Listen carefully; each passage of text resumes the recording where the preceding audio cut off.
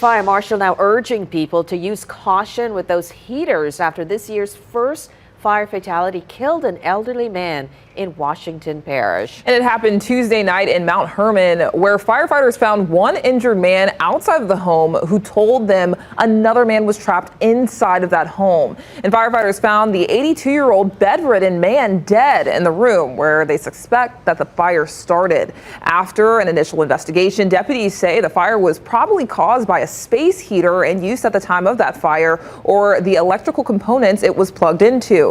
The coroner's office has not yet released the victim's name at this time, and the fire marshal warns people to keep space heaters at least 3 to 5 feet away from things like blankets and curtains, and urges people to install smoke alarms.